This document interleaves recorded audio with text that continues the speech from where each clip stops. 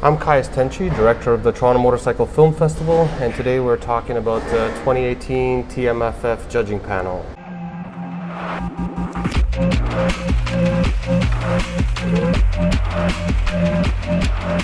The panel is made up of 5 individuals from the motorcycle industry, community, and media, and together they're going to select the winning films for the various award categories, such as Best Canadian Film, Best Feature Film, and Best Short Film.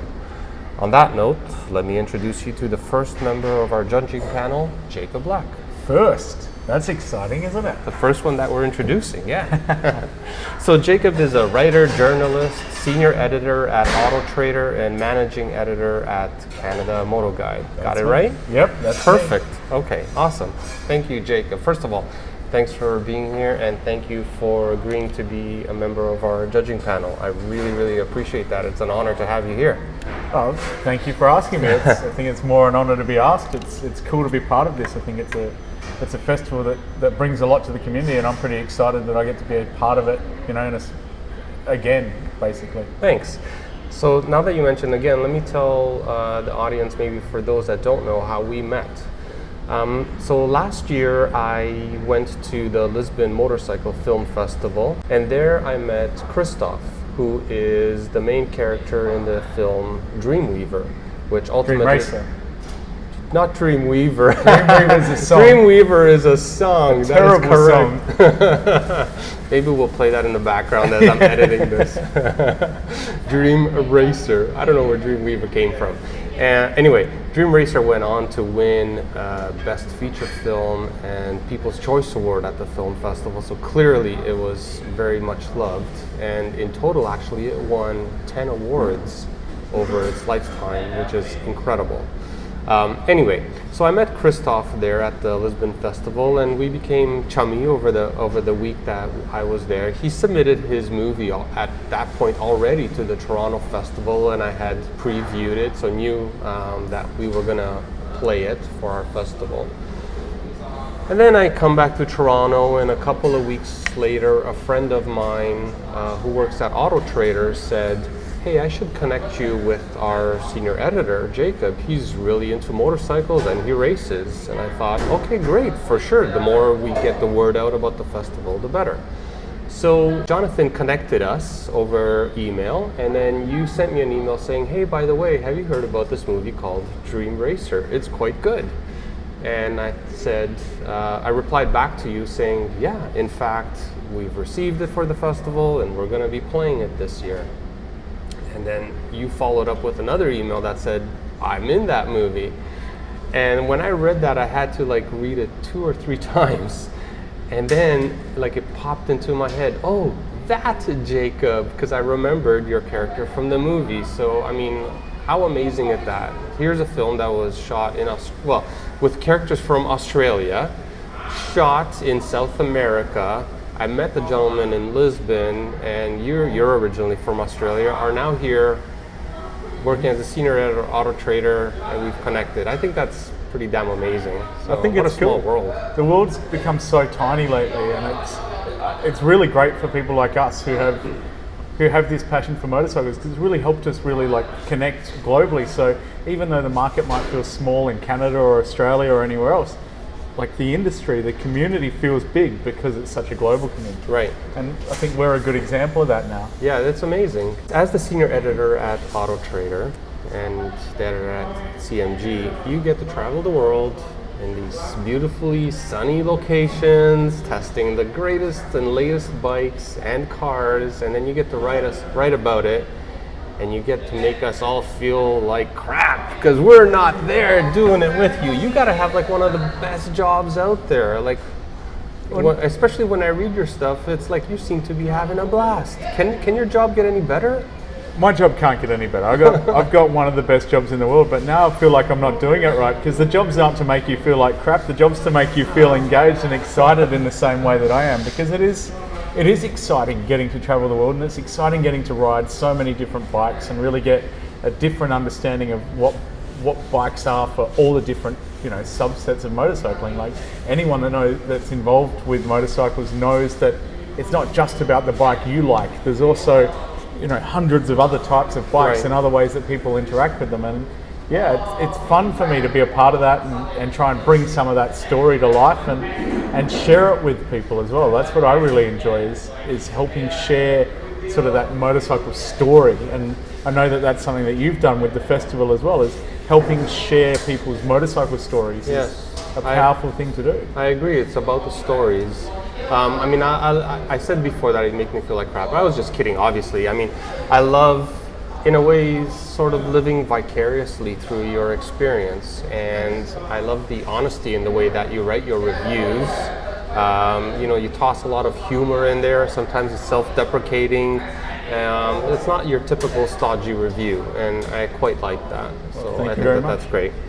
How did you get into journalism? How did this all start, and how did you end up from like Australia and then over into you had other roles that you played before you ultimately came here to Canada. So how did that happen? That's right. So I went to university, I studied journalism, I studied broadcast journalism and specifically radio, and I dreamed of being a real journalist and working for the ABC, which is a lot like Canada's CBC, and going to war zones and going to trouble spots and reporting real news. And while I was at university, an opportunity came up to cover some motorsport. I've always loved motorsport, so I jumped at it. Next thing I know, I'm covering motorsport pretty much full time and really enjoying my life there. Through working for motorsport, I was working for Fox TV in Australia, Fox Sports, covering V8 supercars and motorbike racing and car racing and everything else. And met my now wife, who was also working in Canada covering motorsport, and we just knew each other because the world is so small now with the internet. And then I moved to Canada. I fell in love with her and her then 10-month-old daughter, and I moved to Canada. And now I've got a wife and a daughter, but there's not a lot of motorsport here. So I struggled for a little while when I first got here, and saw an advert with autotrader.ca to review cars. Applied because I understand cars and I like them, and that they said to me, "Oh, have you ever written a car review?" I said, "No." They said, "Well, that's too big a bridge to cross, really." I said, "Well, give me a day." And I went home and I rented a car and I wrote a car review the next day and I sent it to them. And from there I got the job, and not long after that I managed to sort of convince them that we should do some bikes as well. And now I cover bikes and cars, and it's been it's been a complicated and sort of roundabout journey, but it's gotten me to this place where I'm at now. Amazing. So I mentioned before how you get to travel around and test the bikes, and there's definitely obviously some excitement around that as well, but I'm sure there's some difficulties as well in terms of like being away from home, being away from family, traveling a lot. How do you balance that? How do you manage that? I'm lucky that my wife's in the same industry as well now, so she does a lot of the same travel, and on the car side she reviews cars, so she understands sort of the role and how it works, and we work really well together. We live and die by Google Calendar, and we make sure that it works, and we make sure that we're present when we're home with each other and with our daughter, and we make sure that we're there when we're there, and don't let other things get in.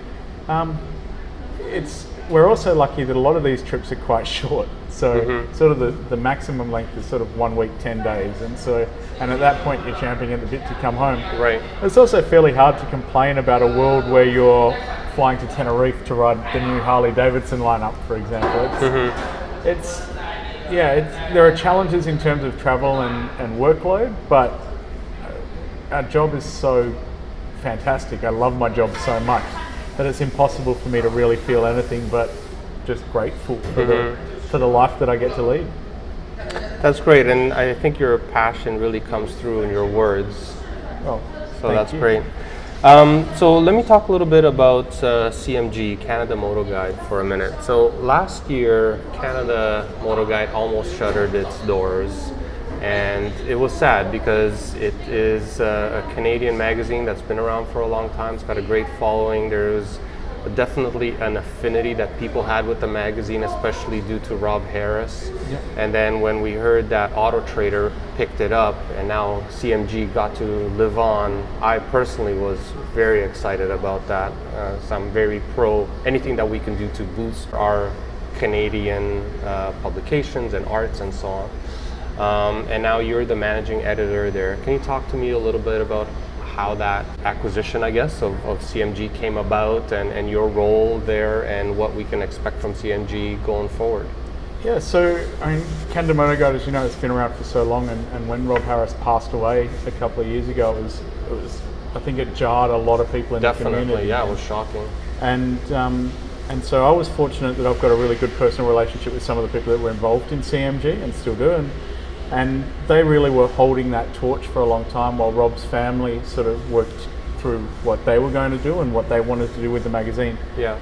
And when it came up time to sell the magazine or shutter it, I thought that we had a really good opportunity to engage with that audience and be a part of, or not be a part, but help perpetuate the legacy that Rob left behind, and that magazine that had established itself so well and really helped bring people together in our community with those stories, with those compelling, heartfelt, humorous, self-deprecating sort of motorcycle stories. So we spoke internally at Auto Trader, and we talked about sort of what CMG represented to the community. We have a motorcycle vertical. You can buy and sell your bike for free on autotrader.ca, and it's, you know, we're growing that side of our business as well day by day, and the opportunity to connect more deeply with that community is one that we couldn't pass up, that we were excited by, and me personally as well was really motivated to see what we could do and how we could take CMG forward and grow it and really maintain that bit of Canadian motorcycle history and culture I was really proud of. So we had the opportunity. It was all very fast, and we managed to strike a deal with Courtney, with Rob Harris's wife, that made sense for everyone to move forward. And I'm really excited that CMG is part of the autotrader.ca family, and we haven't wanted to change a lot, and we're trying not to change very much. We just want to grow it and throw our support behind CMG because we think it suits our goals of helping connect autotrader.ca to that, rich, passionate, staunch motorcycle, enthusiast community that we value. Well, I think it's great, and I'm excited that it keeps going, and I'm excited to see what's coming up next in CMG. So that's awesome. So the other thing I want to talk to you a little bit about is racing. So you participate in CSBK. Yeah. And you've had some challenges in the last couple of years. I was referred to recently on the CMG forum by someone as an amusing road racer because there's a gap between my ambition and my talent, and that gap, more often than not, seems to resolve itself against the barriers. So you started racing as part of CSBK 2 years ago, right? That's right. This will be your third year? Yep, so just in the 300, the Ninja 300 class. So my first ever race was on a borrowed, race weekend was on a borrowed bike from Kawasaki Canada at Mosport at Canadian Tire Motorsport Park, and that was my first ever road racing experience ever. I'd done track days and things, but that was the first time going road racing. Okay. I went from sort of 20 seconds off the pace to more like 6 or 7, which was good enough, I guess. We had a really great bit of banter with CMG at that time as well. We hadn't had a relationship with them yet, but we had this little media rivalry because they had a bike racer riding in that race. And I crashed pretty hard on the second last lap of the last race of the weekend, trying to pass that guy. So unsuccessfully, obviously, and broke my hand and all the rest of it, and angered my wife. But I really had the bug, so I bought one of the race bikes myself and raced all the 2017 season on my own bike. Had a minor little off in the wet in my first race, just like a little sit down in practice. Then raced that round, did pretty well. Round 2 was riding fairly well, was pretty pleased with my efforts, and then had a big low side at Grand Bend and broke my hand again. Ouch. Same hand, left hand. Wow. Raced at St. Eustache with the broken hand, finished mid-pack in a lot of pain. But not too bad. Went to Shubenacadie in Nova Scotia, raced, stayed upright there again, was starting to get into a good rhythm. Was excited for the last round of the year at Canadian Tire Motorsport Park again. Halfway through the first race it started to rain, and the rain caught me out, and I ended up buried in the fence at turn 3 at CTMP. Wow. Did some damage, but I'm healed up more or less. I can almost move my shoulder 100% movement, and I'll be back again Back on the at grid it in this about year? a month's time. Yeah. Okay, you must be excited. I'm very excited. Yeah. What are you going to be riding this year? So this year I'm riding a Ninja 400. So I've Okay, upgraded. moving I up sold a my class. old 300. Is that upper class? No, so they've opened up the Ninja 300 class is dead, and we've got the lightweight production class. Okay. And it's a really exciting time for CSBK because that lightweight production class now, it's not just Kawasaki, it's Honda, KTM, and Kawasaki and Yamaha. So the R3, the 390, the Ninja 400, Ninja 300s are still eligible, and the CBR 500. And those bikes, like there's hundreds of them, and they're such an affordable series. It's a really great way to go racing for low cost. And we're looking at grid sizes, 25, 30 bucks in a race. That's great. It's going to be spectacular. So I'm really looking forward to getting involved in that That's and great. cutting my teeth and hopefully staying upright more this year. That's right. And you're going to be traveling with the circuit as well? Yep, so I'm going to race the regional series at Shannonville as well. So out at Shannonville Raceway and race regional in the race series, RACE, capital letters, it's an abbreviation. And I'm going to race there, and then I'm going to race the national CSBK rounds as well, all 5 of those. Okay. And the first one of those, the first regional's May 11th out at Shannonville, and the first national round is also at Shannonville, like May 28th. Okay. Well, we'll definitely keep an eye out for that. I'm Best excited. of luck. Yeah, I bet you are. After a long winter, I'm sure you're chomping at the bit to get going. Very much so. Excellent. So the film festival now. Tell us what your perception was of the festival last year.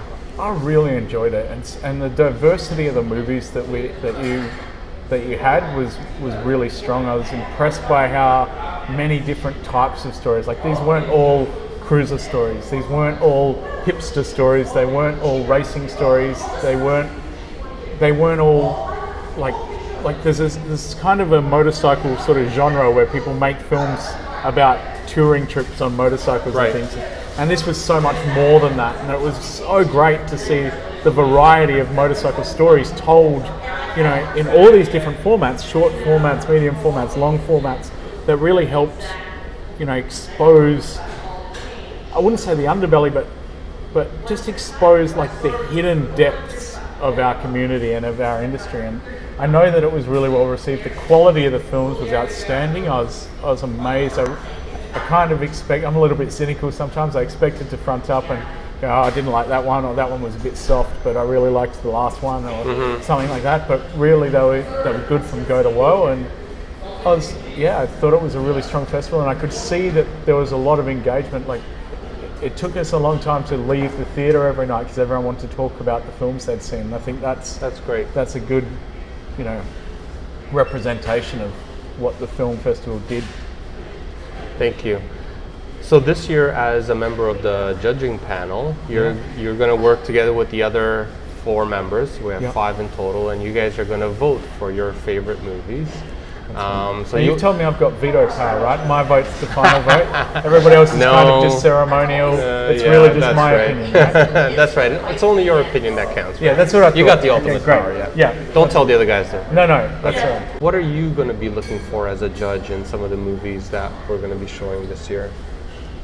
I think that things that stood out last year are the things I'm going to look at again. So cinematography, I want to see some beauty. I want to be engaged and inspired by these stories. I'm really going to look for that human element. I want to see people showing us why motorcycling means what it means to them, what it does for their life and their lifestyle in general. I think that's one of the things that motorcycles do that people don't understand, is that it enhances your life, not just in terms of the moments when you're on a bike, but it brings so much more to you just to be involved in bikes. There's this deep-seated passion that runs through the rest of your life once you've been on a motorbike and enjoyed that experience. So I want to hear those human stories. I want to feel that human connection, and the best stories I think are going to be the ones that connect the bike and the person together, and then bring the audience into that relationship. Right. I agree with you there. So when we were curating the movies last year. So we received about over 60 movies last year from 20 different countries, and there was some great stuff in there, and there was some stuff that was mediocre and some stuff on the low end. But really, the big thing that I was looking for beyond the obvious things like great cinematography, audio, video, is it had to have a story, and it had to have some human element that you can relate to or engage with or learn about. It had to touch you in some special way. Yeah, that didn't sound right. That did not sound right at all. That's But part I of think being you on the understand panel. what I mean. I think I'll be bailing out. I think Yeah. I might have to go now.